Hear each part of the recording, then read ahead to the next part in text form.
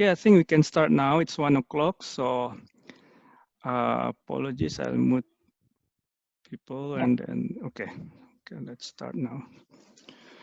Okay, so welcome to the Indonesia Project's COVID-19 webinar series. My name is Arianto Patunru, and I'm hosting this event with Nurkamala Mulyani and Baskara Adiwena. We acknowledge and celebrate the first Australians and pay our respect to the elders, past and present. We are grateful for the support from the Australian National University and the Australian Department of Foreign Affairs and Trade. So today's topic is leadership in a time of COVID-19. We have invited Ben Bland from Lowy Institute and Dinna Prapto Raharja from Synergy Policies. So we will talk about leadership factors, and mostly based on Ben's book, Men of Contradictions, Joko Widodo and the Struggle to Remake Indonesia, and Dinna will provide comments on his arguments. So as usual, we will have Q&A session after the presentation and discussions. And anytime you want, you can write your question on the Q&A box, not on the chat box, and we'll attend to the questions in the Q&A session. So first, let me invite Ben to start. Over to you, Ben. Thanks so much, Acho, and thanks for having me. Really a great honor to be talking at the ANU Indonesia project. I've learned so much from your seminars over the years, so really great to be with you all. And I'll just start by paying my respects to the traditional owners of the land from which I'm speaking, the Gadigal people of the Eora Nation, and to their elders past, present, and emerging.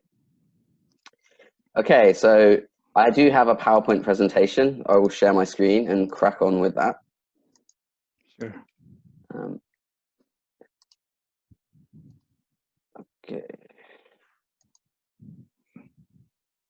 So I'm going to start with a few caveats and laying my cards, my biases on the table. I trained as a historian. I worked as a foreign correspondent for the Financial Times in Indonesia and Vietnam and China for many years, then as a think tank analyst at the Lowy Institute. So my thinking really is driven by the experience and framing that I have had.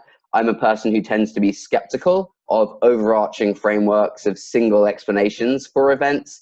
And I always, I like to understand and emphasize the importance of both human agency and contingency. And I think in Jokowi's story, the story of the president's rise and his leadership, we see this constant interplay of institutional structure, of human agency, and so much contingency, so much sheer luck, I think, throughout his career. So that's really my framing. And my book is part of this Lowy series that we do with the Penguin Specials. They're short books. They're meant to be snappy, thought-provoking takes on a number of different issues that people can read in a train ride, a plane trip back in the day when we went on planes, or stuck in the macet in Jakarta back when macet was really bad.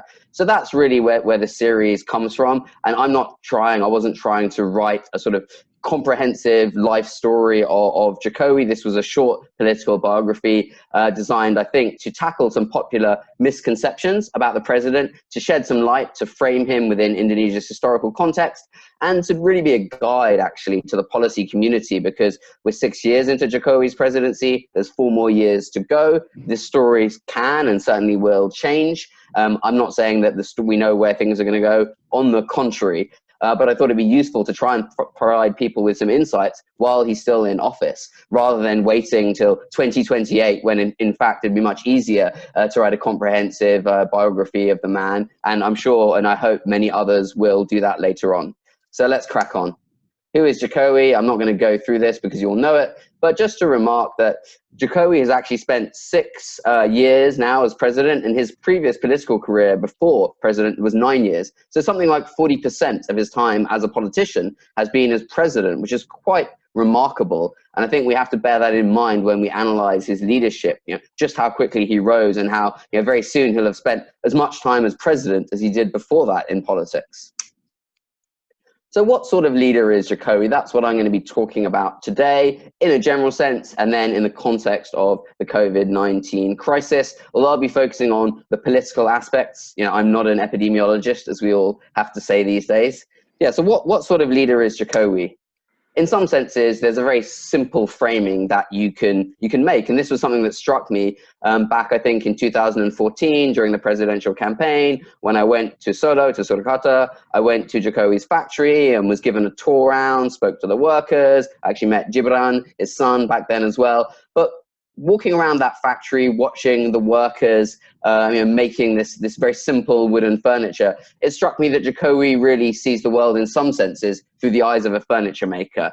If you look at what he focuses on as a mayor, then a governor, and now a president: simple regulation to boost businesses, better infrastructure to move goods, better healthcare and education for a more productive workforce, foreign investment and technology to drive growth, and economic diplomacy, really the centerpiece of Jokowi's view of the world, to expand access to overseas markets. So that's a very, very simple framing of Jokowi, which I think sheds some light on what sort of leader he is. But there are a lot of limitations with that, which is why, of course, I ended up calling my book Man of Contradictions.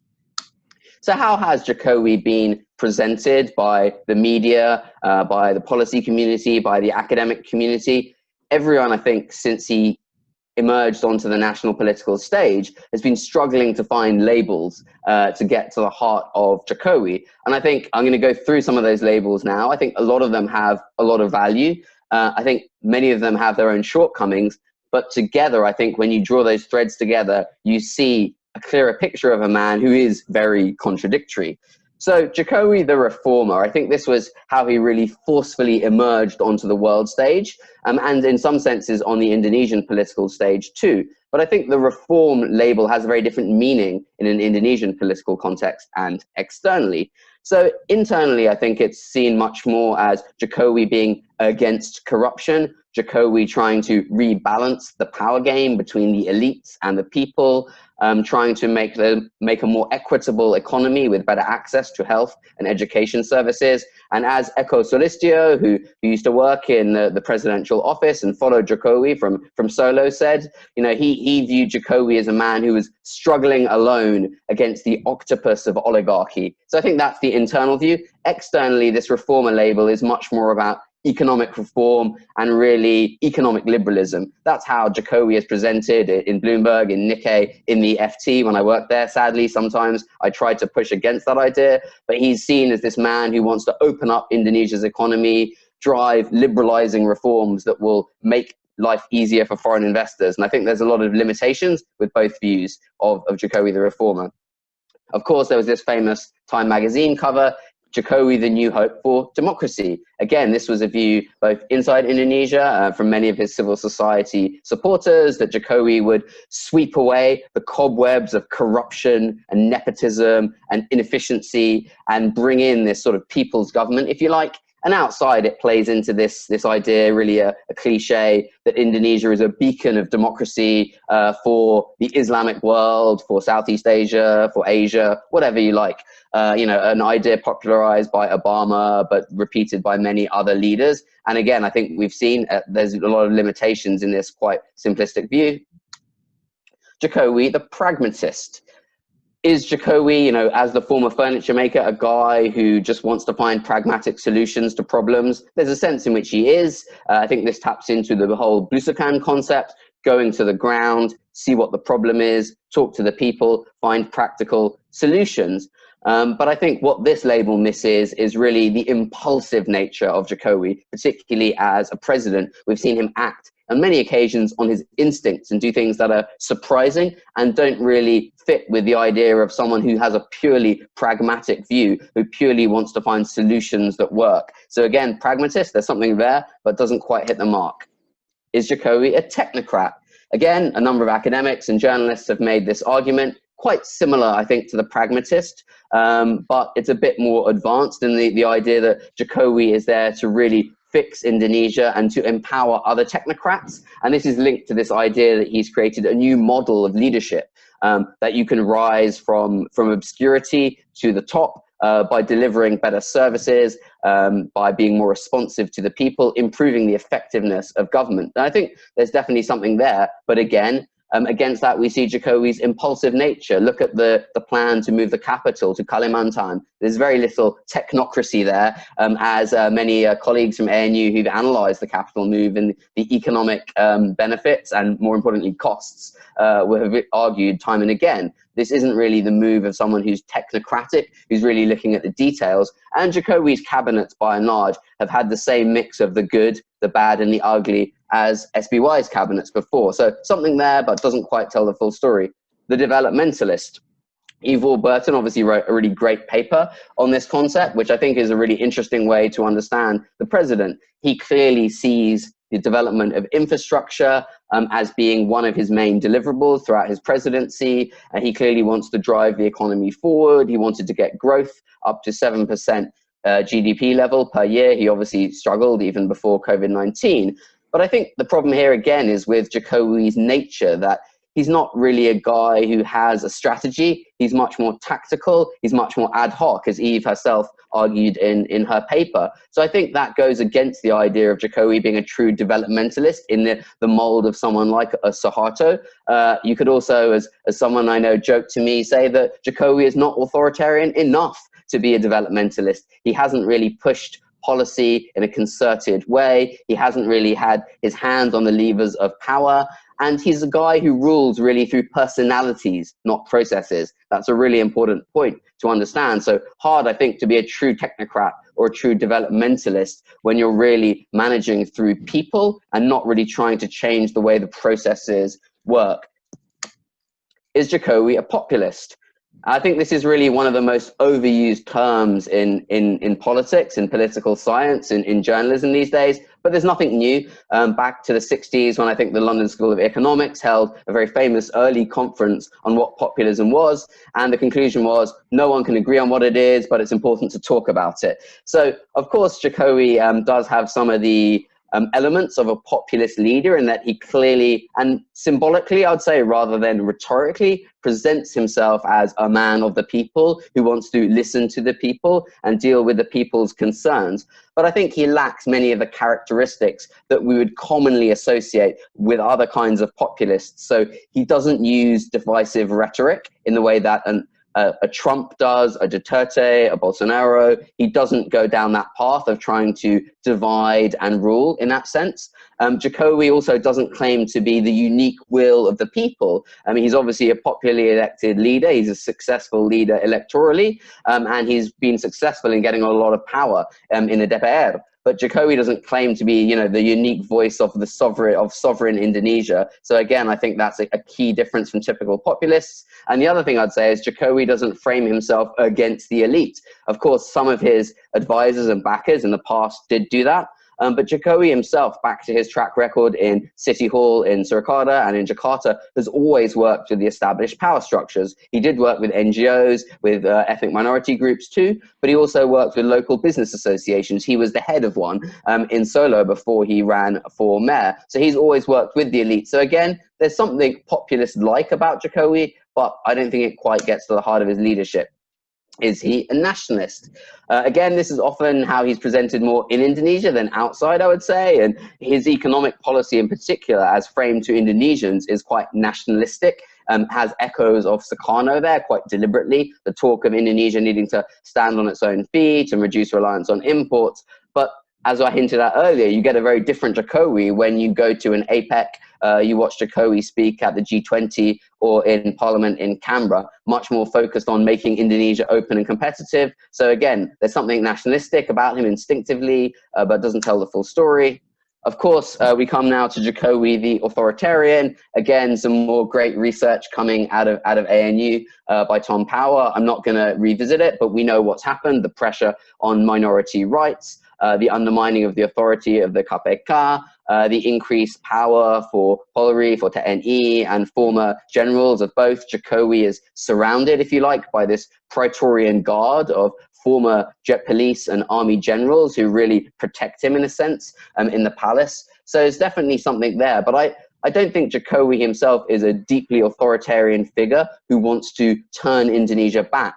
it's more a case, I feel, of as he's been hit with a number of crises, particularly the anti-Ahok movement and now COVID-19, he's trying to reach for the levers of power that work. So it's a guy under pressure, seeing what works. And I think it's more really about the fact that reformasi, it hasn't been dekorupsi, but it was never really completed in the first place. So I don't think we had the depth of reform in 1998 that people thought was the case at the time. And so while the rules of the game have changed, many of the players, the institutions, and the mindsets remain the same. And we see that in people like Tito Karnavian saying recently that he thought Indonesia could have done a much better job if it was more authoritarian. Whereas actually research by colleagues at the Lowy Institute seems to suggest there is no real correlation between authoritarianism and or democracy and performance in tackling COVID-19. But we see in the police, the military, and also in the wider Indonesian public, in a sense, harking back to this sort of authoritarianism. So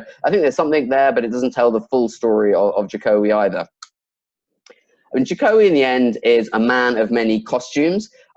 He likes to dress up in all these different outfits. You know, that's charming. That's how he manages to charm Indonesians, foreigners. It speaks to his playful nature. And I think the idea that he wants to symbolize he is the leader for all Indonesians. But I think it also says something about him as a politician. He is, as one of his advisors told me, a bit of a political chameleon.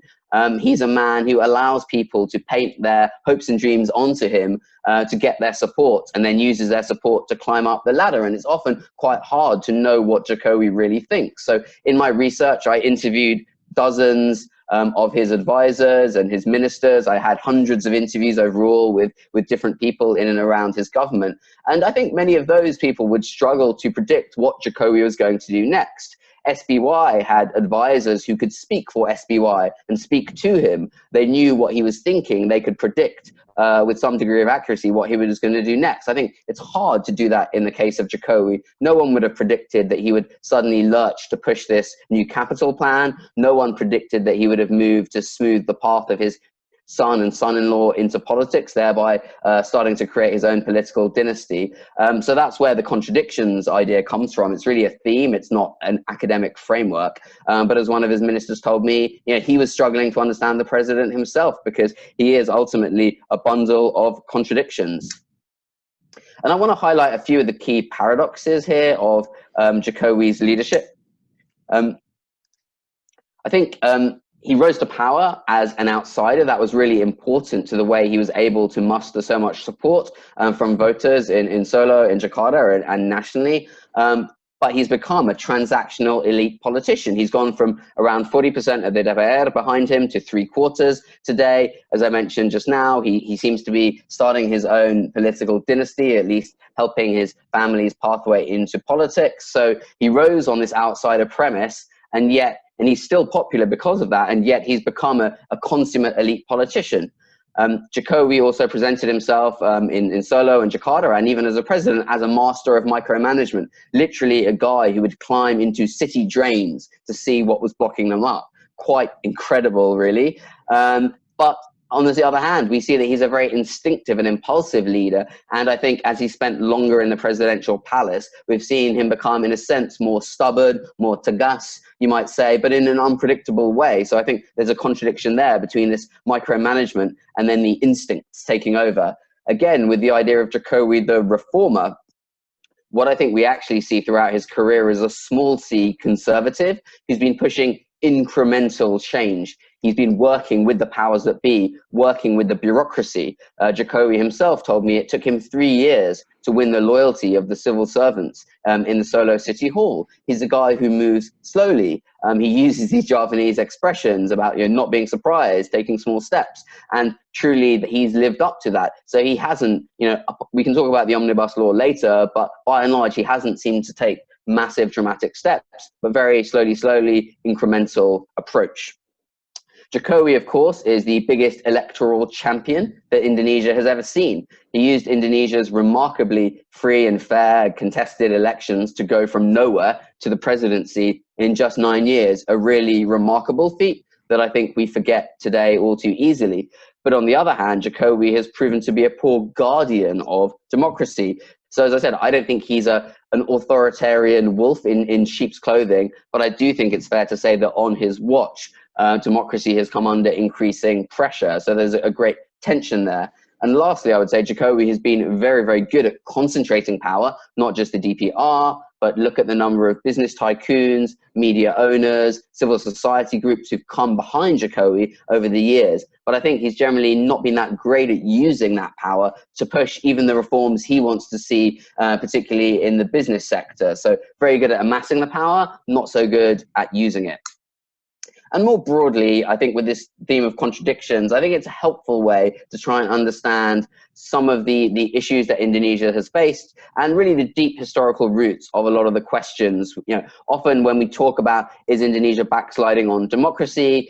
Is Indonesia flip-flopping on protectionism? There's a sense that these are new issues, that these are questions of policy making today, which in some senses they are. But I think Jokowi himself embodies these deeper contradictions between democracy and authoritarianism, between protectionism and openness, Islam and pluralism, and between the international ambitions for Indonesia to be this great actor in the region, if not the world, and the fact that so much of the government apparatus is really focused on internal security concerns. So I think we see Jokowi struggling really to overcome these contradictions, and as in a way other leaders have done. But I think more than others, Jokowi really embodies the two sides, that you can be a champion of democracy, but someone who's also overseen backsliding in some senses. You know, we see this with Jokowi telling Indonesians that he's going to make the economy more nationalistic, more self-sufficient, and telling foreigners something else. And I don't think it's just a flip-flop. I think he's embodying this great contradiction that Indonesia needs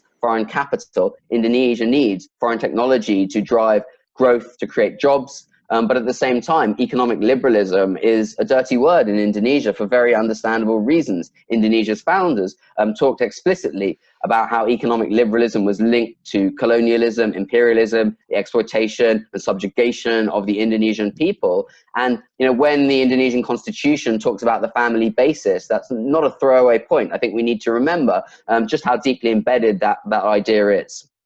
So I'm going to move on now to talk a bit about COVID-19 before wrapping up shortly. COVID-19, I think, has shone a really unflattering spotlight on all our leaders and political systems around the world. I think many have struggled here in Australia. We've obviously seen some of the tensions between the federal government and the state governments ongoing. Obviously, we've seen the absolute disaster, shit show, as they say in America. It doesn't really need much comment. Other leaders have emerged relatively well. I think for Jokowi, it's been a very difficult time. We've seen a number of trends which were already there become more apparent. So Jokowi ruling through personality, not processes. What do I mean by this? Well, if you were to look at the Indonesian government organization chart, if such a thing exists, you wouldn't be able to get a very good read on where true power lies. Because I would argue that today, the most important ministers are the coordinating minister for maritime affairs and the minister for state-owned enterprises, which don't sound like that powerful in terms of their function. But we obviously know that Luhut Panjaitan increasingly is playing a very key role in government decisions across so many areas, as is Erick Thohir, obviously much more of a new favorite compared to Luhut, who's been with Jokowi since they started doing business in the mid-2000s in Solo. So this is really interesting, and I think it's limited, obviously, the effectiveness of the response. Linked to that, Jokowi is a leader, I think, who's much more tactical than he is strategic. There is no big plan. This is a guy who's really governing day by day, week by week. There are a few key things he wants to achieve. He wants higher economic growth, but I don't think he really has a strategy to achieve that, as we see from some of the decisions like the capital move that really took people by surprise, which links to the next point about disregard for expert advice. I think Jokowi, like many leaders, frankly, is not someone who wants to sit through hours and hours of detailed briefings. He wants to quickly get to the point, and he's instinctive in the way he takes decisions. And he also likes to try and sit, I think, above the cabinet and allow people to fight it out below him and then take decisions afterwards. So that's actually a very good way to protect himself politically. And I think that's one of the reasons he's remained remarkably popular. But I don't think it necessarily leads to the best policy making. Yanwan Nugroho, who recently stepped down after advising Jokowi for many years, talked about Jokowi as a man who seeks political settlement rather than policy solutions. And just lastly, we can see Jokowi has really increased this trend of looking to TNI and Polri to get things done. I think because he sees that they're organizations that are effective on the ground in doing things. Obviously, there are questions about the implications of that for the practice of Indonesian democracy. And last but not least, I think we have seen a concerning lack of trust in civil society. We see that in the increasing prosecution and some might say persecution of government critics across the piece. And we also see it in the government really blaming Indonesians for not following advice rather than looking more closely at their own strategy for communication and management of the pandemic. But remarkably, despite the fact that Jokowi has been criticized very harshly by Indonesian doctors, Indonesian epidemiologists, and many outside experts, he remains remarkably popular. This is the latest poll from Saiful Mujani. I think for the most recent poll, they had to do some telephone polling because of the limitations of COVID-19, but they tried to sample off previous database of those who had phones. Obviously, there's a significant minority of Indonesians without phones, which is why face-to-face polling is usually the norm. But here you can see Jokowi's performance remarkably stable and very different actually from SBY's second term. He was obviously elected on great hopes to achieve things and a much bigger landslide, I think, than Jokowi. But actually, there was a great deal of frustration, I think, very quickly with SBY. Maybe that's where Jokowi will head. We don't know. 4 more years, but so far very popular. And also very high approval ratings for his handling of the crisis. So Indonesians seem to appreciate the way he's handling the crisis, by and large, if we're to believe these polls. It's not just Saiful Mujani, but Indikator, also another great Indonesian pollster, has data that seems to reflect something similar. So here we can see red is the May survey, light blue is the July survey, and the dark blue is the recent elite survey, so a survey of policy elites, if you like. And you can see that Indonesians, by and large, are more in line with Jokowi's view of really prioritizing the economy over health. The elites take a slightly different view, by and large, but people are in line with his thinking there. And also voters share Jokowi's dislike for lockdowns or large-scale social restrictions, which is the closest thing Indonesia's had to a lockdown, the PSBB. We can see, again, that Indonesian voters have become more in line with Jokowi's thinking and that they're much more in line than elite thinking. So about to wrap up, and I just want to have a couple of quotes really that I want to share with you, just to really prompt more debate about what kind of leader Jokowi is and where we can kind of situate him in the canon of Indonesian political leadership in the 75 turbulent years of Indonesian history since independence. So this first quote, it says, "A mind uncluttered by the problematic or the unresolved, one based on inner reflection on life's personal experiences rather than the ideas of others, and underpinned by a very strongly felt sense of fate, duty, and destiny." That's, of course, the great Indonesianist Robert Elson from his political biography of Suharto. And just remarkable when I read this quote, it makes me think of another president from Central Java, born somewhere away from where Suharto was born, but not that far away, and currently in office. So interesting to think about, another leader really who leads through his inner experience, and rather than listening to all these experts, who has this remarkable feel for what people want and an ability to always, or at least often, surprise people to really outperform those who write him off time and again. And the second quote I want to share is from another great Indonesianist, Benedict Anderson, who wrote that there was a Javanese tradition of political thought. I'm personally always wary of cultural essentialism. I'm like many people who groans at the first mention of wayang when talking about Indonesian politics. But he had this fascinating idea about Javanese political thought, emphasizing the signs of power's concentration, not its use. So he talked about the most obvious sign of the man of power being quite consistently his ability to absorb power from the outside and to concentrate within himself, apparently antagonistic opposites. So hopefully that's some thought-provoking ideas. Looking forward to the discussion. Thanks so much for listening, everyone. Thank you so much, Glenn. Thought-provoking indeed, and very comprehensive. So now let's listen to Dinna's reaction to those points and arguments. So Dinna? over to you. Yeah. Thank you very much. Good morning, everybody. Wishing you all the best. Thank you to ANU Indonesia Project for organizing this meeting and giving me the chance to share my thoughts on the book produced by Ben Bland, written by Ben. Congratulations, Ben, on the book writing. Any writings of book can be quite challenging. It takes determination to complete it.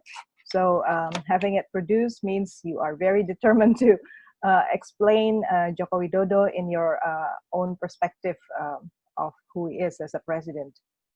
So allow me to start by commenting on the sentiment that I capture from the book.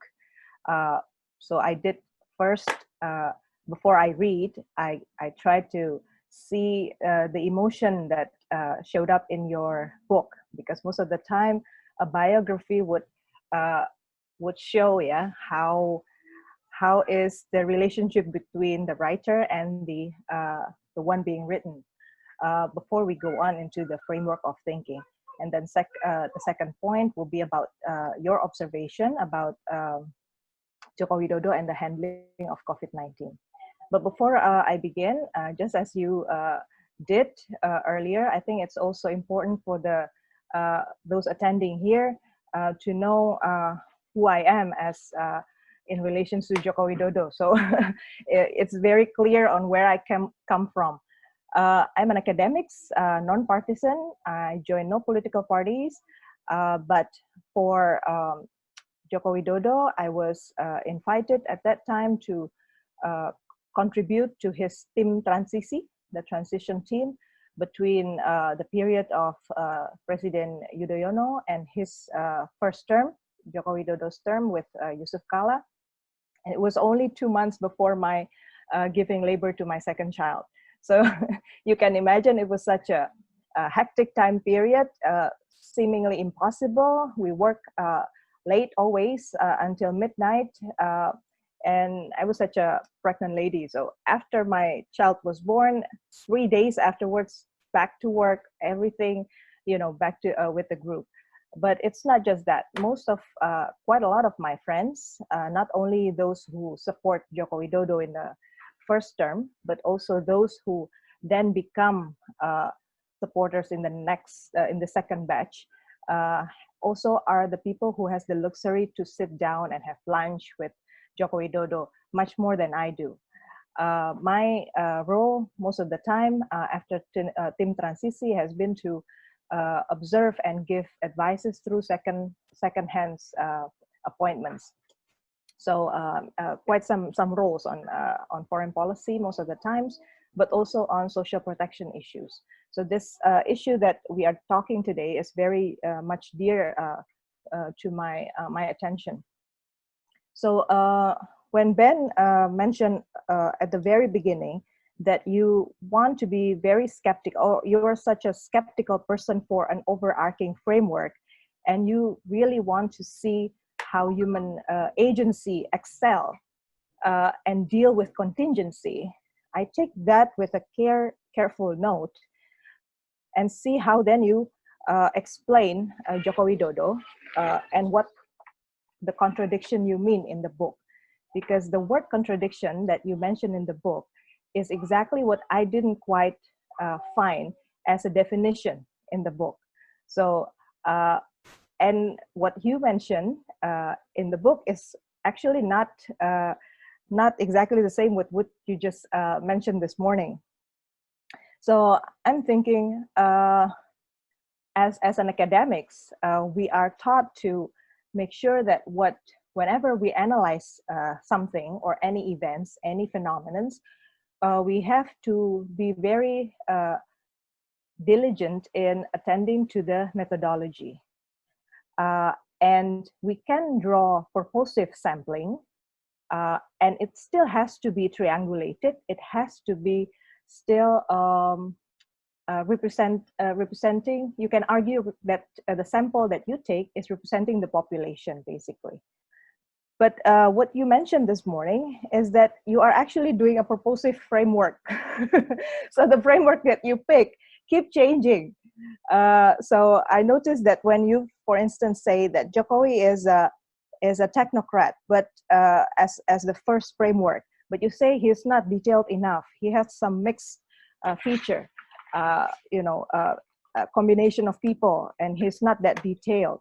The question is, when you are using the framework of technocracy, for instance, then you would look closer into bureaucratic politics inside Joko Widodo's administration, which is not happening. Or when you say Joko Widodo is a developmentalist, and then you say it's a flaw argument, and say that Jokowi is not a man with strategy.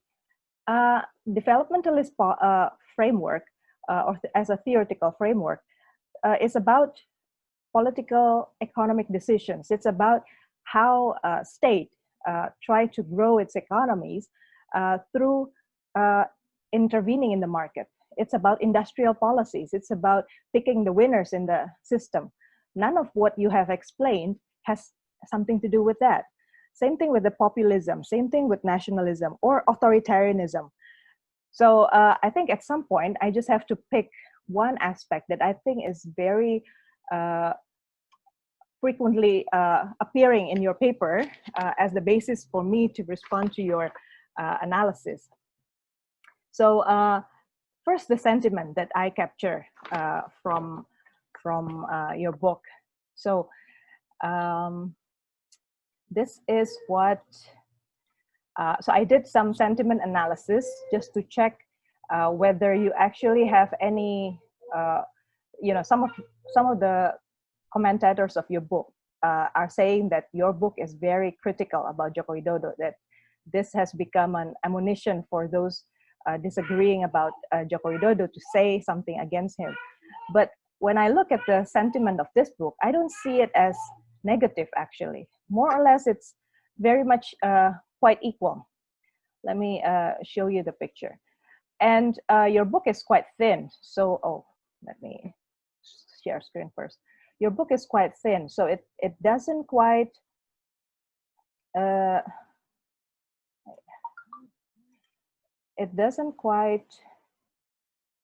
is it full screen? Maybe not, okay. I have to do this way. So if I read the biographies of other leaders, such as Donald Trump, for instance, and find that it tends to be very specific on particular policy of the leader that we're talking about, which in your case, it doesn't quite happen. If you see this using Bing lexicon, yeah, the sentiment, the middle point is this, and going up will be the positive, going down will be the negative. You can see that the trend is pretty much from the first part of the book until the end. It's pretty much quite neutral. If you take into account you're going up and down, it means neutral. I take other methodology. Dinna, excuse me, Dinna. Can I ask for clarification on that sentiment graph? What do you mean by positive and what do you mean by negative in that scale? Okay, so when it's positive, so this kind of tools has ways to capture words that they think what do you call it? Project positive sentiment from the writer. So I will show you the word, So these are the words that that Bing, the one that I mentioned earlier, and this one's just projected the positive is going up, negative is going down. This is the middle part. But if you look at what exactly Ben said throughout the book, that the Bing set is negative, it's mostly the biggest one that's most frequently used. And the frequency here that grows bigger is only calculated after it was mentioned at least 10 times by Ben, is the word corruption. And if you look at the book, your description about the word corruption there has something to do with KPK, Jokowi's position to control KPK at the end, which then generated some students' demonstrations. And look closer, and I don't quite see any particular policy policy-oriented words inside of it. The word positive is just as many as the negative ones.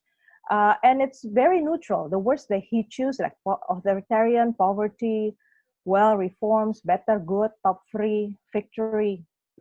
So I would like to describe this as a more of issues emerging under Joko Widodo's first term, because the data that he used mostly is about his first term.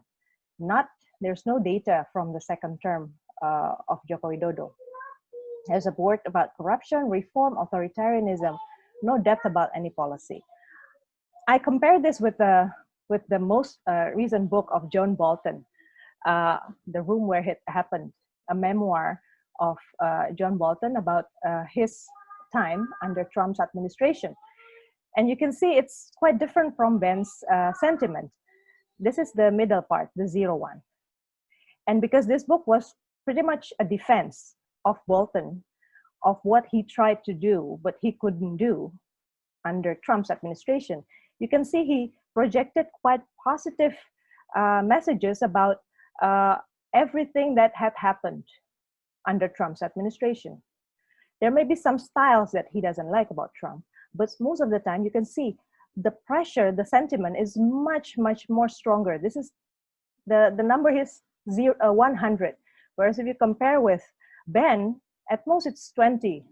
Of course, it's a much thinner book, yeah, Ben's book, which is why I think it's important to have this kind of picture just to show, the depths of it. And this is John Bolton's book. Just by the look at the words, you can see that it's very much focusing on foreign policy and national security.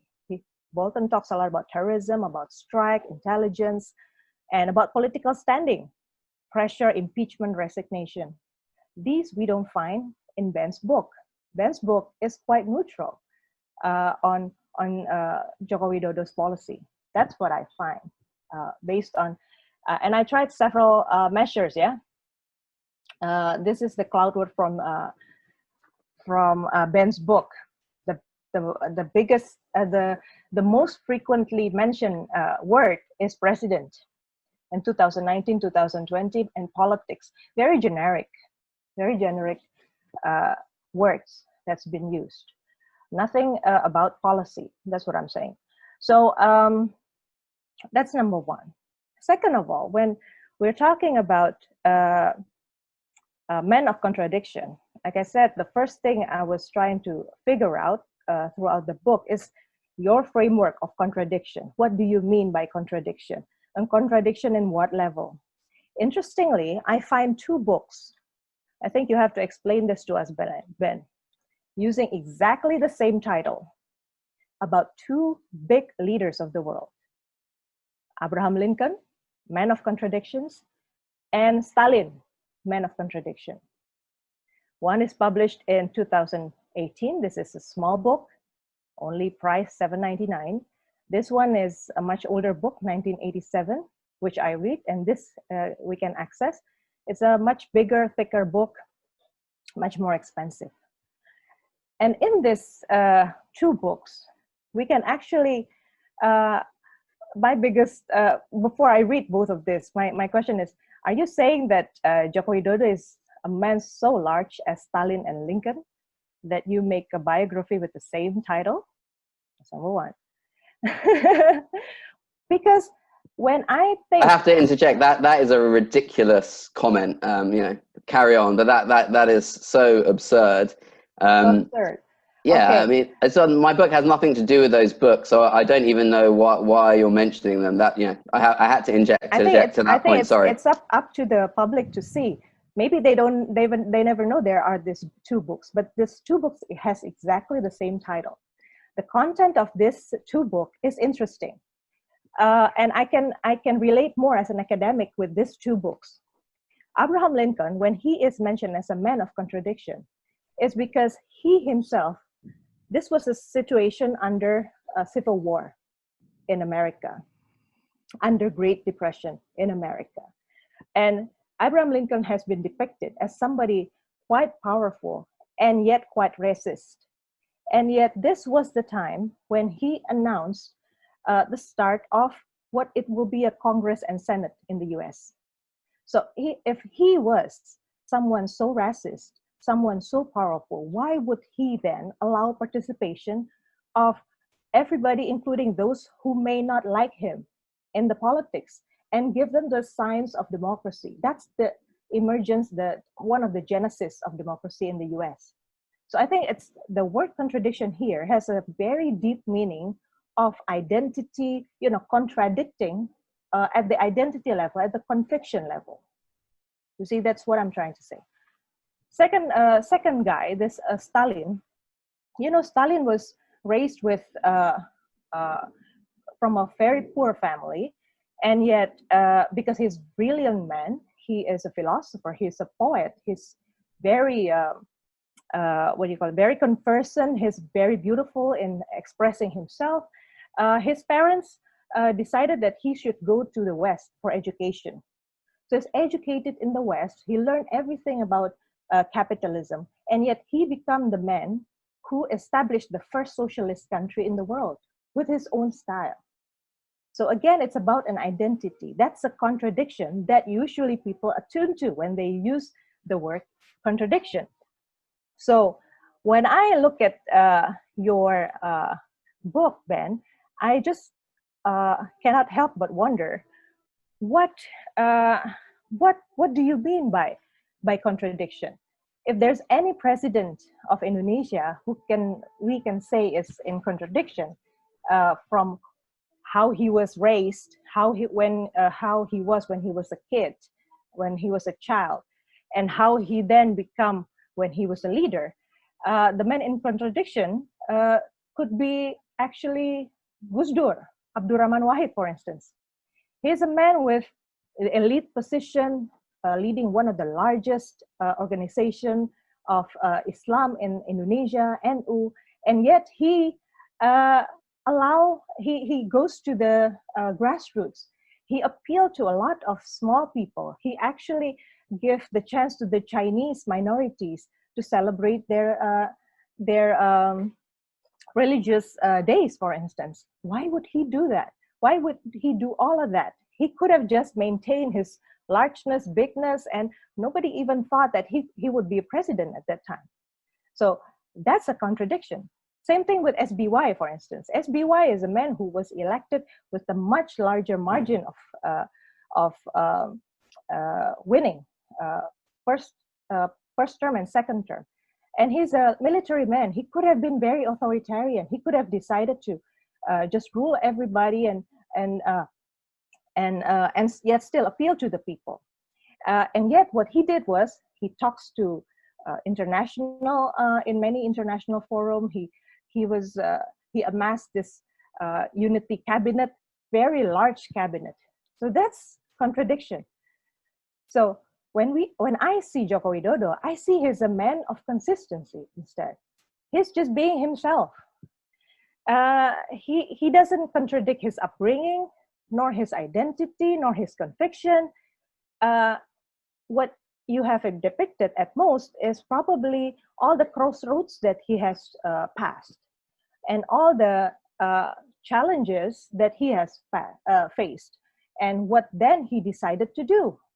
It's not yet at the level of explaining to us that he has a contradiction in this conviction, in his identity. Nothing.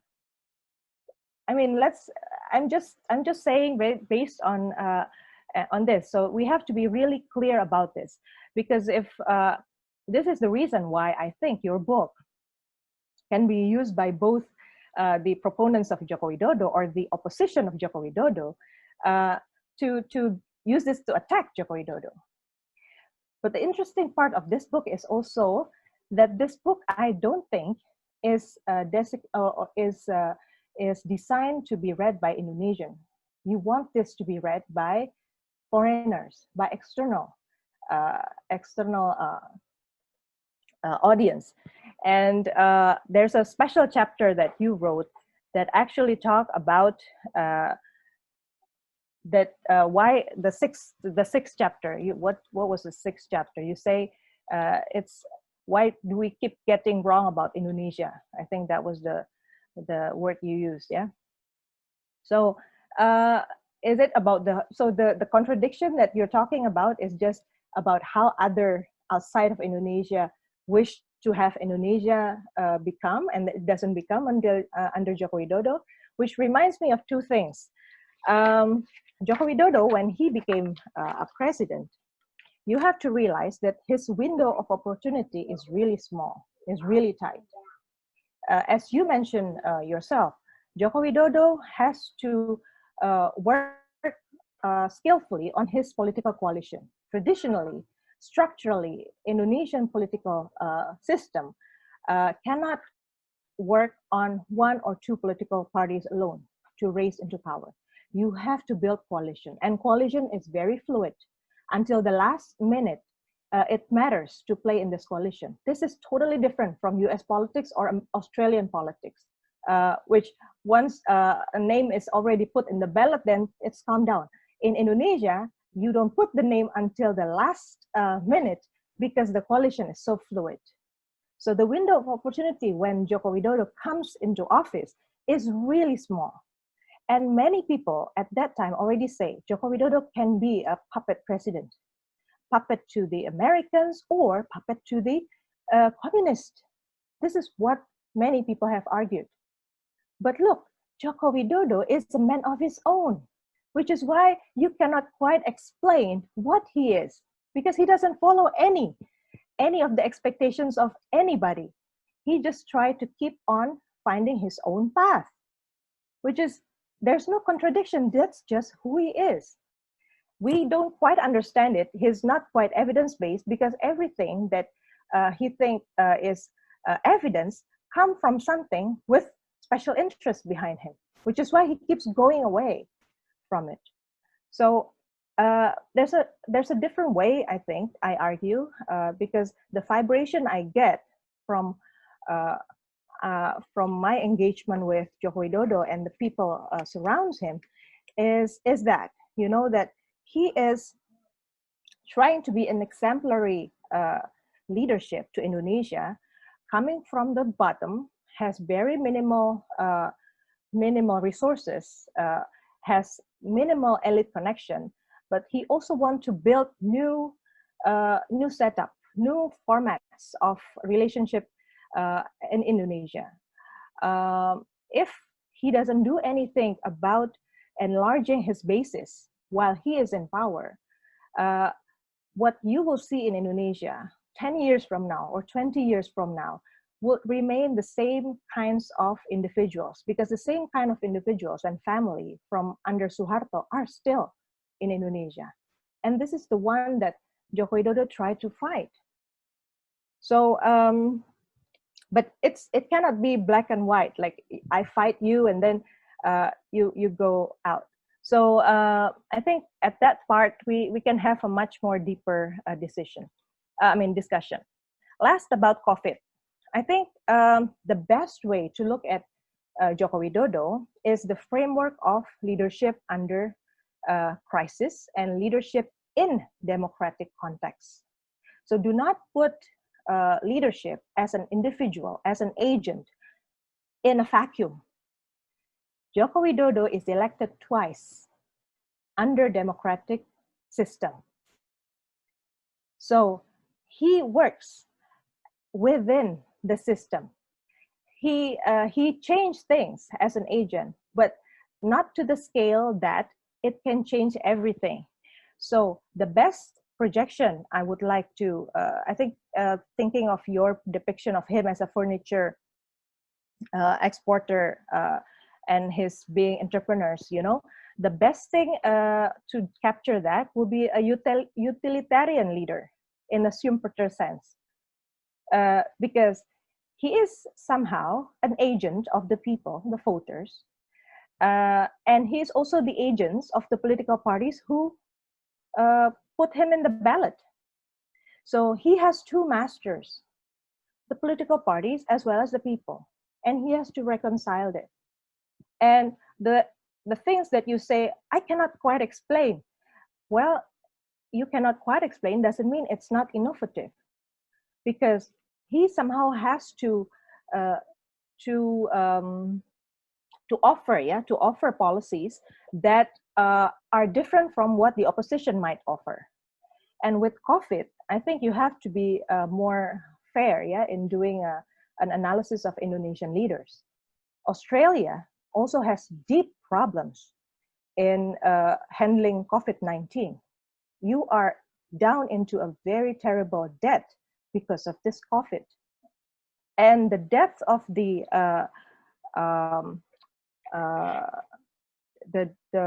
depth of the crisis, the economy has dropped 7% in Australia, whereas in Indonesia, it's only in the range of 2.9%. So everywhere around the world, no leaders are perfect in dealing with this crisis. And the book that you have written was written before the crisis happened. Can we actually use the framework of crisis with Joko Widodo under his crisis? Because crisis requires that there is no clear solution. There is no proven solution. This is not like any other crisis we've seen before. Even if you disagree on herd immunity logic that some people have implied is being in the mindset of Joko Widodo, you see many other countries are applying the same thing. Even President Trump, even some leaders in Italy, some leaders in Sweden, and they do have some proofs. Their epidemiologists say that for some segments of society, they can have herd immunity and no need for lockdowns, therefore, for handling this COVID. Whereas, of course, there's the other side of the story saying that, look, unless you do a lockdown, then you cannot protect the most needy segments of the population. That's part also true. And Indonesia is not doing either or, both, they combine both. So I wish to hear more as well from you about why you use the same framework of Joko Widodo in the first term of Joko Widodo to explain COVID, which I think is not quite fair. Maybe I think I stop at this point, Mas Acho, and looking forward to hearing from Ben. Thank you. Thank you, Dinna. So before we take the questions, maybe I can give Ben 2-3 minutes for a quick rebuttal to Dinna's response before we take questions from the floor. Thanks. Well, I'm not going to rebut because I think Dinna hasn't really understood what my book was meant to be. I'm trying to paint a picture about Jokowi, about what kind of leader he is. As I said explicitly, this is not an academic book. If you know about the Lowy Institute, if you read about the Penguin Special Series, as I said, these are meant to be short snapshots that really are thought-provoking, that paint a picture. So that's what I'm trying to do. It has nothing to do with Stalin or Abraham Lincoln or Donald Trump. And I don't think it's very helpful to talk about comparing books. I was more interested in talking about the issues. But in terms of your specific analysis, I agree with much of what you said. As I said, contradictions for me, it's a theme that comes out as I say in the book and in the presentation. There are many things that are contradictory about Jokowi as a political leader. I'm not necessarily talking about his personal character in every sense, but I'm talking about the contradiction between being the guy who rose as the outsider, who becomes the consummate elite politician. As I say in the book and in the presentation, there are a number of other things which I won't repeat because it's tiresome, but I think it's in there. But each person should read the book and make up their own mind. I of course wrote the book for outsiders. It's written in English for people who maybe don't know anything about Indonesia. That's, if you're going to write a book for Penguin, for the popular market, that's what you have to do, to try and explain things from first principles. And I'm glad that you think that the book is neutral, because I wanted to paint a picture of the man. And I don't think contradictions are a negative thing. I think we're all contradictory humans. And I'm trying to get at that sense of ambiguity and contingency and chance. And there's obviously a lot that I admire about Jokowi. I hope that comes out in the book. And I was lucky to be able to meet him and interview him and people around him. It says a lot about the openness of Indonesia, but obviously there are these problems as well. But I'm not trying to have an overarching framework or theory. I'm trying to paint a picture. That's the really important point I hope that people will take away. And far more interested to talk about the issues than word analysis of my book. Thanks, Ben. Thanks, Ben. So let's take some questions. I haven't seen virtual hand raised, so I'm gonna read some questions from the Q&A box. The first one is from Malik. Does Jokowi have any leadership quality at all, or is he just lucky to be a president, just like what happened to Trump in US? That's first question. The second question is from his McMichael. Where is Jokowi's signature policy on maritime infrastructure going in his second term? Does Pak Luhut have an expanded role to play in this sector with the president's blessing? So let's take those two questions first, Ben, if you can respond to those questions, and maybe Dinna can also add some comments. Well, in the book, I argue that Jokowi rose to the top accidentally on purpose. So I think it's that perfect combination of agency and contingency. So Jokowi, as I say, had this amazing talent for retail politics, this incredible ability to connect with Indonesian voters and to deliver in Solo and in Jakarta, which really propelled him to the top. But his timing was also good. So he came on the stage at a time when Indonesians were, I think, really eager to find new kinds of leaders, when, especially at the presidential level in 2014, the other possible candidates were quite tired candidates. People had seen them a few times. They wanted a fresh way of doing things. So I think his timing was good, but he also had the ability to seize on the timing and, look at the way in which, for example, Megawati and Prabowo funded and propelled Jokowi's candidacy for the Jakarta gubernatorial election, hoping that he would improve their chances in 2014. And he kind of took it from underneath them. So it shows he does have these amazing political skills to play these elite figures with much more money, power and experience than him. But timing also really helped. So I think it's inevitably a combination of those things. Thank you. Dinna, you want to add something? Or shall we take other questions? Other questions, I think.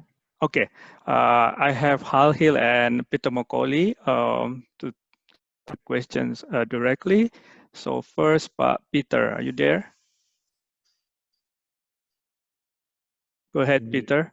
I have to unmute. You can hear me now? Good. Okay, thank you very much. First, let me just thank Ben and Dinna for their comments. I greatly welcome this book by Ben. I welcome this book by Ben, and I appreciate the fact that Lowy has been promoting it. Any discussion about Indonesia and Jokowi is really very welcome. Look, I have three very quick comments.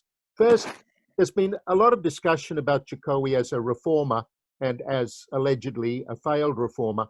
I must confess that I really never saw him as a reformer. I had skepticism right from the beginning, and I did write a paper for ASPI about this, which was published in 2014, and I discussed two possible paths for Jokowi. I discussed him as a reformer, but I also discussed him as a president who might follow what I tactfully called a resilience path. And I suggested that it was quite possible that he would follow a resilience path of looking for compromises and of managing as you go and so on. So I am a little bit, why did we think he was a reformer? I mean, they all say this. Trump was going to drain the swamp. I mean, they all talk about these things when they come in. And so that's my first point. I think our expectations were wrong. It isn't Jokowi who has let us down. Our expectations were wrong right from the start. That's point one. Point two, what Jokowi has done in his period in office is what many governments do. And there is a famous quote from Macmillan, President of the Prime Minister of the United Kingdom in the 50s. He was once asked at the end of his career, what determined your policies in office, sir? Some journalist asked. And his famous response was, events, my boy, events. That is, the policies of many governments are random walks. They respond to events as they occur, as indeed Jokowi is responding now. And the third point is that really what strikes me, and I think this is a lagu lama, I guess, for some of my colleagues at the ANU, but we need to recall that the resources available to both President Jokowi and the Indonesian state are very limited. The budget resources are small. They are struggling with a terrible crisis where, in fact, the Australian government has just announced a budget yesterday where the deficit alone of the Australian government is almost equal to the entire expenditure of Indonesia. So these are the 3 points. I'm not surprised. I do welcome, thank you very much for the talk. I welcome them, but I guess my big question, Ben, to you is, why are we surprised? I mean, we should have expected all of this from the start. That's really my question to Ben. Terima kasih, yeah? Thank you, Peter. Hal? Thanks, Acho. And this has been a really interesting webinar. Thank you to both Ben, and congratulations, Ben, on the book. You've got an early mover advantage or a first mover advantage. And thank you, Dinna, for raising so many interesting questions. So just a general comment, it's a bit similar to Peter's. It's this word, Ben, contradictions. Now, I don't want to hang my comments on it, but, it is in a sense, I guess, sort of central to your story. And I'm just standing back and thinking, what's Politics 101? Well, Politics 101 is really just survival, isn't it? And winning a second term, where you can get a 2-term presidency. And sort of separating the rhetoric and the action, does it necessarily lead one down the path of contradictions? So, for example, Ben, you mentioned, as I really enjoyed the presentation, and Dinna's too, Ben, you said at one stage, he's become a transactional elite politician. Well, that's what you'd expect, isn't it? I mean, to survive in anywhere, but perhaps particularly in Indonesia, still a relatively young democracy, don't you have to play that transactional politics game to survive? And then the reference to, this sort of ambivalence on protectionism and openness, of course, you're right.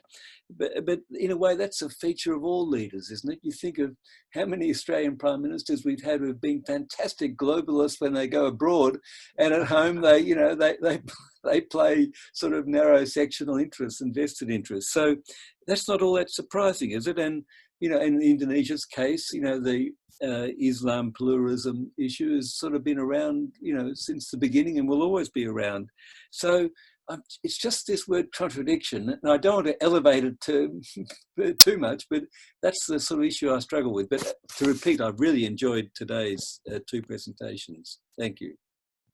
Thank you, Hal. So over to you, Ben. Well, I don't really have any response, frankly. I mean, I'm tired of semantic discussions. I think it's kind of pointless. You can call a book something else. I'd urge people to read it if they're interested. If they're not, don't bother. But if they are, read it and judge it on the contents. I think I've laid out time and again what these contradictions are, so I'm not going to do it for, I think, a 4th time today. But I would say, are we surprised? No, but people are surprised, because why do they keep getting it wrong, right? Why? I understand that you guys know everything about it, but I'm writing a book for the wider audience who doesn't spend their Wednesday afternoons in ANU Indonesia seminars, as I love to do as well, and we all love to do, but it's for a wider audience who are surprised, right? I mean, look at how Jokowi is spoken about in the international media by world leaders. Look at how he's presented and understood, and also look at how many of his supporters presented him too. So I agree with you. I remember writing a column early on when Jokowi was kind of the runaway candidate in 2014, saying, he's not really a reformer. He's been sucked up to the top by a vacuum, really, of other leaders. So I agree, that's the case. But people still are saying, oh, look at his latest cabinet. Is he now about to push for reform? Is the omnibus bill the beginning of the new reform push? And that's academics as well as journalists and others. So should we be surprised? No. Is politics just about survival? Yes. In a way, my book is a story about a survivor, getting through. So I don't really disagree with any of that. Thanks, Ben. Dinna, any comment? Yes. Thank you, Pak Peter and Pak Halhil, for the comments. Very intriguing. I think first, Pak Peter, when I disagree to some levels that Joko Widodo is a failed reformer. because democracy needs a lot of quality in order to mature and to work. And it has nothing to do most of the time with just economic achievements, or who becomes ministers, or how policies are shaped. What we need, the largest part of a democracy that people often overlook, is the participation and experience, which is very important for any democracy to mature and to sustain. So number one, what I think is very much a good job of Joko Widodo is to give experience to activists and much more broad segments of academics to participate in policy makings. At many levels, those doors are now open, which in the past it never opened. And until you get that trust, until you get that experience, you never get the grip of what policy making means and how managing budgets, balancing it with demands from the people coming into the door and listening to what people want, and versus then coming to the parliament and negotiating it and it doesn't work, and coming in receiving diplomats from other countries and they see another set of different arguments. So these are all the dynamics of being a democracy, the largest democracy in the world, one of the largest democracy in the world. You need that experience. That number one, Joko Widodo provided. And the people whom Ben mentioned involved in the activism in the first term was not participating in the second term most of the time. But there are different sets of activists being involved. Even labor union activists are no part of Joko Widodo's team. So I think it's an interesting blend. And of course, the outcome is not as some people might expect, because they come from different parts of the world. Yeah. Second of all, I look closer into the issue of national health insurance in Indonesia, JKN, yeah, Jaminan Kesehatan Nasional. And one of the largest achievement of Joko Widodo is he made this high on the priority of Indonesian government. On the budget size, the size of the number of poor covered increased significantly under Joko Widodo's term. When he came into office, it was only 86.4 million people. Now it's 96.4 million people, convincing the parliament to add more budget into it, amid the condition that it's still unclear on how you would service all these people, lack of infrastructures everywhere, unclear balance of authority between the central and the local governments and all. It can be the reasons not to give into that demands of Joko Widodo, but yet he did. And the program of KIS, Kartu Indonesia Sehat, he gave a new brand to the JKN just to make it more ringing to the bell to the poorer segments of society, make it more understandable. So as I said, I think we need to be fair in picturing him as an agent who tried to change a very large and big structure in which there are layers of authority, national level and local government level, which no countries, not even Australia, has this size of autonomy happening at the same time in parallel to the national level. Jokowi cleanly have done this. So, which I think comes up to the question, there's a question also about the role of the military in the question and answer. And also the question about Luhut, yeah, I forgive me, I feel tempted to answer that. The role of the military, you have to see it just this morning, I saw the interview of Prime Minister Scott Morrison saying things about the current Australian budget and his explanation about why the budget is allocated that way. He said there are assumptions made prior to things happening. And the same logic happens in politics. You choose people in the presumption that the similar things will happen.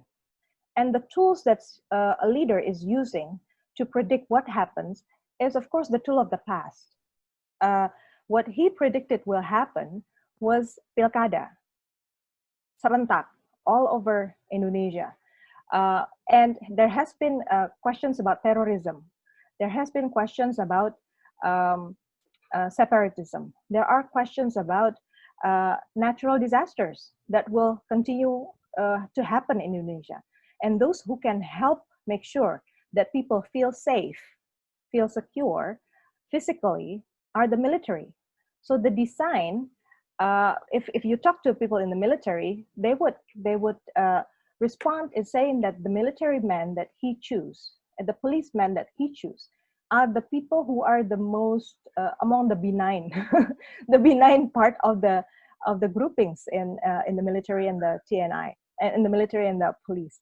So those who are at least already not seeing things black and white.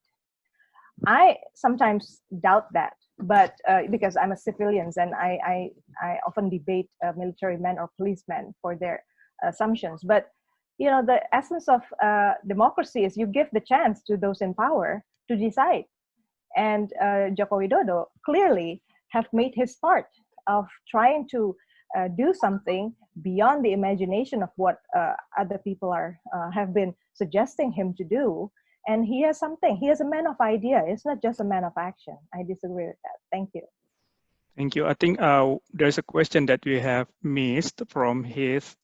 He asked about maritime infrastructure, but I guess that would be related to Dika's question also. So let's allow Dika first to ask her question and then take them together. So Dika, you're on now.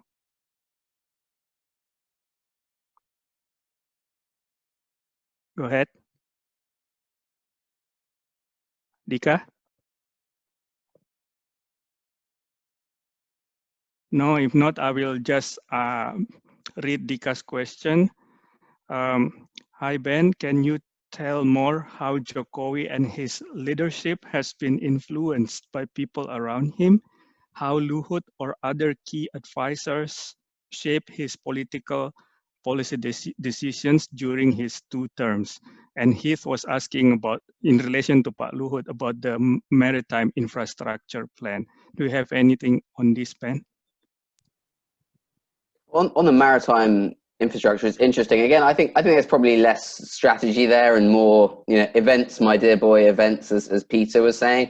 Evan Laxmana at CSIS has done some good work on the maritime fulcrum and the thinness of it, frankly. Obviously, there's been a big infrastructure push generally, and that's helped in some areas. But because of all the problems that Gino was highlighting rightly about, you know, governance at ego-sectoral, central level, and the different layers of government, it's been hard to scale this up. So I talk in the book about this one project to build a ro-ro car ferry from Bitung to General Santos in the Philippines. And it was launched by Duterte and Jokowi with great fanfare, and it only went once, and the ferry didn't go again. So I think but at the same time, Jokowi has now nearly about to finish the toll road to connect Manado to Bitung. So the road is nearly there. Maybe the ferry will come later. So these things are difficult. I don't think there's a clear, hard strategic push, but it's hard to do that when you have 550 directly elected leaders to work with, as well as all the ministries. That's what I'd say on that one. And I think, as Dina was suggesting as well, in terms of the advisors and ministers around Jokowi, there has been turnover. And what interests me is how, you know, people's influence tends to wax and wane, you know, in Jokowi's world.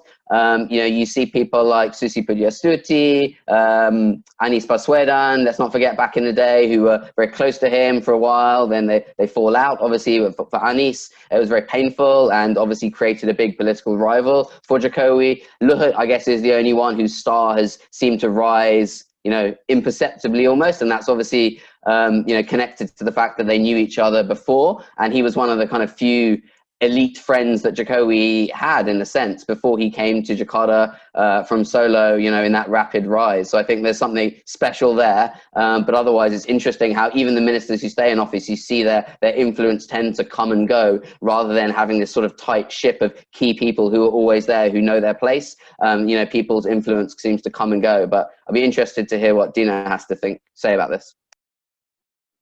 Do you have anything to add to that, Dina?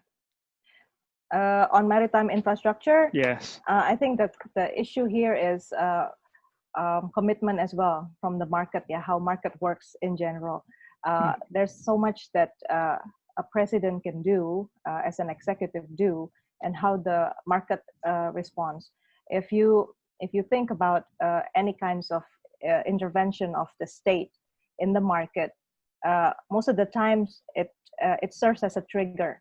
You don't wish to be in there forever. You just wish to trigger bandwagoning of market actors to come into the areas where you think it will work.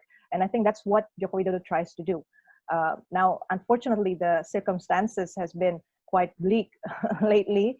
And that's part of the things that, again, I guess his balancing, trying to see that his window of opportunity is short. If he doesn't just try, and even if it doesn't work, he would see, people can see that at least he tried, and he can explain his logic. He's a man who is very sensitive to people who are questioning his guts or his goodwill. He's very sensitive to that. He doesn't have any time to entertain people who questions something like that. So he is more comfortable to explain and being accountable for what he think he can explain. So at that level, I think Pak Luhut is somebody who can fulfill several roles for him, which is why he's around, and he's been around for many roles.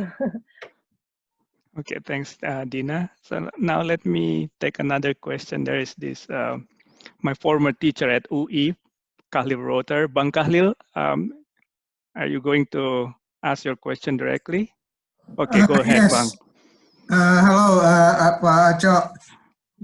My question actually is to see Ben's comments. Yeah. What my comment is, Jokowi would probably be good for Indonesia if there was no crisis. But with the crisis, he might not be the best placed person at the top. Yeah, that's my comment. My question to Ben is, if you can please compare Jokowi and Suharto. Of course, they come from very different backgrounds, but you did allude a little bit to some similarities from their humble background and holding things to themselves, accumulating power, but not so good in dispensing it. How would you compare Suharto, which is probably better at solving crisis in the past, perhaps because of his military background, compared to Jokowi today? Thank you. Thank you, Bang Kahlil. Over to you, Ben. You're on mute.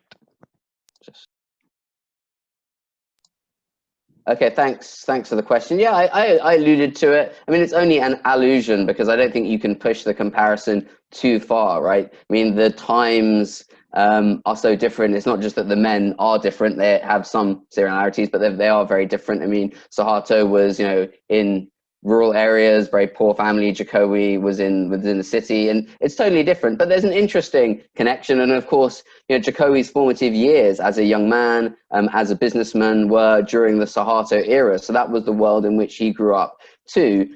So I see some similarities and many differences. Jokowi is obviously a Democrat who's triumphed through elections. Is totally different, his rise to power. But there's a sense in which no one would have imagined Jokowi, had this ambition to get to the top. In fact, people thought they could use him for their own benefits. And there was something similar about Suharto, I think, being underestimated too. So I think there is a few interesting kind of shades there, but I don't think we should push the comparison too far because the men and the times are quite different. Thank you. Peter? Just a very short comment. Ibu Dinna started off her comments, terima kasih Bu, by taking up a point. But I think she assumed that I was suggesting that Pak Jokowi is a failed reformer. Not at all. As a matter of fact, on the whole, I am moderately positive about Pak Jokowi. I really do not share a lot of the criticisms. Of course, he's not perfect. None of them are perfect. But let's remember this. It's very important. He is probably the best leader in ASEAN. There are 10 countries. And if you go around and look at the other countries, I think Pak Jokowi is probably the best leader. And this is a region of 600 million people. And he is the best leader in that group. So let's, you know, the world is not perfect. Maybe he's not perfect, but none of us are perfect. And compared to many other leaders, actually, if we look at a comparison, he is doing a pretty good job. I think he's doing better than the President of the United States, and I think he's probably doing better than the Prime Minister of Britain. And anyway, best in ASEAN is not a bad score to have. So I don't want to sound negative. Terima kasih ya. Cukup. Terima kasih. Thank you, Pak Peter. Any other question? Let me see. No. Could I just ask Ben? Ben, just, I mean, this is perhaps out of your ballpark, but I have made a strong statement that Jokowi is probably the best in ASEAN. Ben, what is your, as an experienced Financial Times reporter from the region, what is your comment about that? I think I'll have to squirm out of this one by saying I think it's so hard to compare. I mean, I'm not, as Dinna said, I think my book is overly critical. I'm just trying to paint a picture of Jokowi. I've clearly been charmed by the guy in many ways, and obviously trying to point out his limitations and the limitations of, you know, the system that he's working within. But it's so hard to compare the systems, and frankly, of course, we're in the early days of COVID-19. Things can change. It's really dynamic, and no one knows where things are going to go. So of course, I think we have to be understanding of that. So I think it's really hard to make those comparisons. What I would say is Indonesia, to me, is undoubtedly the strongest democracy in Southeast Asia, far and away, and that I can say with a lot of confidence. I mean, it wouldn't be possible to have written this book in most of the other countries of the region, that's for sure. Sure. That's great. We have 3 more minutes. Let me ask one quick question to Dinna. Dinna, I was very fascinated with your approach, you know, with this word analysis and things like that. Have you done this to Bob Woodward's new book on Trump?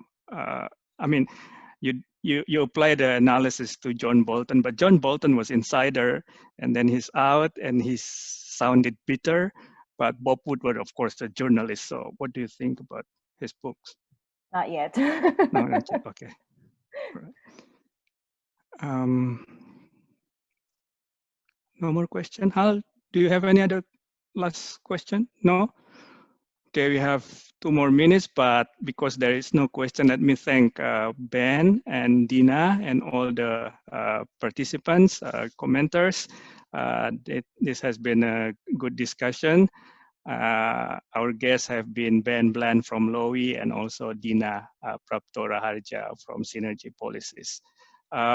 Let me draw your attention to next week event. We will not be having a webinar series on this COVID-19, but if you're interested, there will be an interesting event in FKP hosted by Smeru, the same time next week on Wednesday, and it's on food security and nutrition in Indonesia, featuring speakers from World Food Program and also TNP 2K, among others. So if you're interested, please join that discussion next week, same time. Thank you so much. So let me turn this over back to Nuka. Hi everyone, thank you. I'm just going to turn this off, and thank you to all speakers. Thanks. Thanks, Dinna. Thank you. Thank you. Dinna. Bye, Ben.